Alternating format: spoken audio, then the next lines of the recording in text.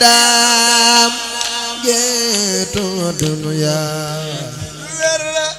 كنت خديمنا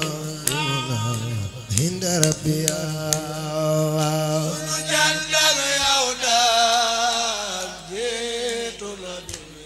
جيتنا الدنيا كنت خديمنا قديمنا عند ربي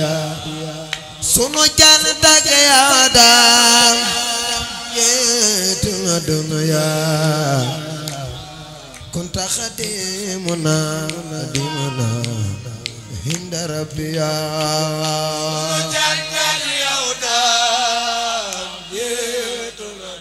fayee ko sa taxawaay ak sa itte kon nag tey sunu taxawaay lañ indi avec une forte délégation ñëw teewe ko ba mu yëg ne rek ñun ñooy moom mooy ñun. bu ñu la gisee fii dañuy amaale benn occasion ñu laajaale li xew ci réew mi lu mel ne pétrole bi ak Coupe d'Afrique bi lu ñu ci mën a wax. waaw comme ni ngeen ko waxee rek pétrole bi dama cee def déclaration barki Demba Ndiaye li ma ci wax dafa leer luñ ciy communiquer ci mbedd amu ci wax la joo xam ne du réglé woo ci mbedd mi ci justice day réglé woo. dès lors que ñi nga xam ne si nee nañ yéen a def kañu wax ni moom moo def nee na defuma te yóbbu na leen ci yoon. ñi ni yow yaa def tamit ñoom dem nañ ca yoon kon nañ bàyyi yoon tranché ko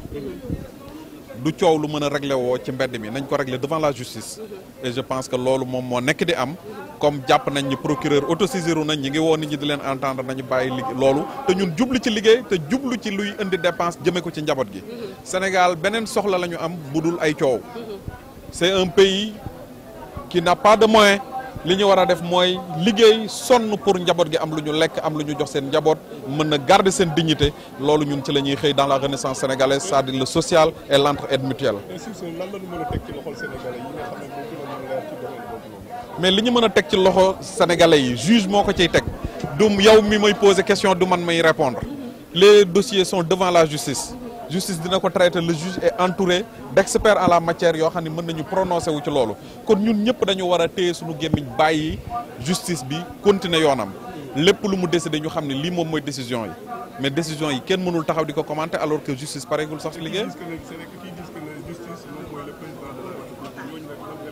loolu c'est mal connaître la justice c'est-à-dire loolu du respect sax envers la justice parce que y a ce qu'on appelle la séparation des pouvoirs le président de la République c'est le président de la République mais la justice c'est la justice donc loolu am na waxin boo xam ne sax nit ku yiw sax du ko wax jëmee ko ci nawleem nañu jàpp ni juge yi dañ leen a war a respecter ndax dañoo am njaboot am juddu am lu ñuy défendre ci seen dignité personnelle am seen diine am seen ngor di ko sàmm du ku ñu ni juge la rek baaxul juge yi kenn gënu leen ñoom ñi ngi toog di def seen liggéey di ñu àtte te ñun ñoo leen jox confiance boobu kon mënoo jox nit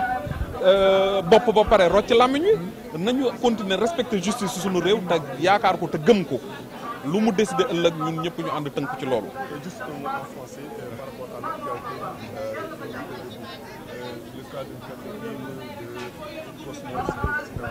mais c'est-à-dire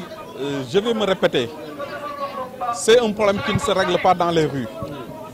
c'est un problème qui est présentement pendant devant la justice il faut laisser la justice continuer son travail et amener les résultats escomptés. Quels sont les résultats escomptés? On attend à avoir du clair sur cette affaire, une bonne fois pour toutes, pour que ces équivoques soient levés au moment opportun et ne pas attendre à l'heure de l'exploitation du pétrole jusqu'à ce que les bénéfices tombent pour qu'on règle ces genres de problèmes. Ces problèmes, on les règle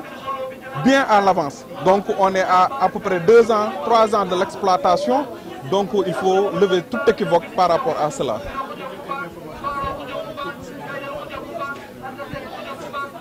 Mais c'est la bonne information qui doit venir de la justice elle-même. Ça ne peut pas venir des rues.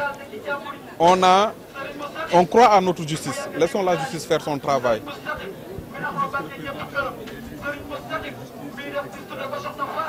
C'est mal connaître ce qu'on appelle la séparation des pouvoirs. Il faut respecter le président de la République en tant qu'institution. Il faut respecter la justice. Il y a ce qu'on appelle la séparation des pouvoirs. Je pense que les gens qui sont pourvus d'arguments solides sur cette affaire vont devancer. Aujourd'hui, nous sommes 16 millions de Sénégalais et les lions de la terre sont en Égypte par rapport à la CAN. Vous êtes parmi les 16 millions. Vous êtes parmi les 16 millions. Alors, quel message avez-vous à lancer par rapport à son... Un soutien fort envers l'équipe nationale du Sénégal. Et c'est le Sénégal qui gagne. Je vous remercie. jaan mattugul ju góor la ak ju jigéen ku jaan matt rek la ñuy wax li am solo nag dajale na fi tey muy Cheikh Abdoulaye Lahat Kébé Ndiouga sama sëriñ dugg si ne Kébé kii dafa am ku ñuy wax Abdoulaat Dieng Abdoulaat Dieng dafa tëb tabbi ci teen ñu dew fekk sëñ Abdoulaat Touba belal ni ko Abdoulaat Dieng faatu na dafa tabbi ca teen ba dafa xaru mu ni du dee man sama turandoo du dem safara bu ngeen demee woo leen ko ñu ñëw ci buntu teen bi woo ko mu wuyu yokkum jumaa ji Cheikh Abdoulaata bibliothèque bi Cheikh Abdoulaata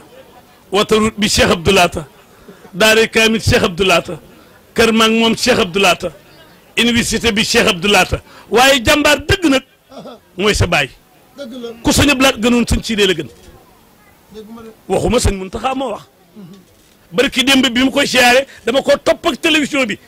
mu jub ko rek yegg suuf te ku toppul kenn du la topp Cheikh Abdoulaat jël ko tuddee ko Cheikh Sidil Maxtaar waaye jox ko Sëriñ Tuubaa Cheikh Saliou Mbacké mu yor ko borom ngot borom njàppandal borom xabaan borom njurul borom ndooka kookoy baayam moo ko yar bale si bur si doy na Mbacké bale si bur sëñ Mbacké maaram bale si bur sëñ Mbacké maaram Cheikh Abdoulaat toog ci xalifa gi génn xool jumaa ji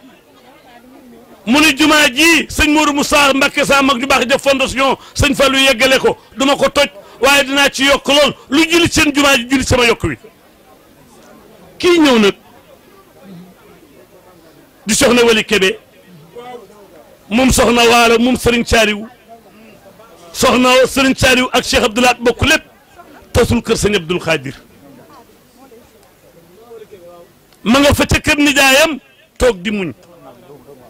waaye maam Fati ñu ngi lay ñaanal yàlla guddal sa fan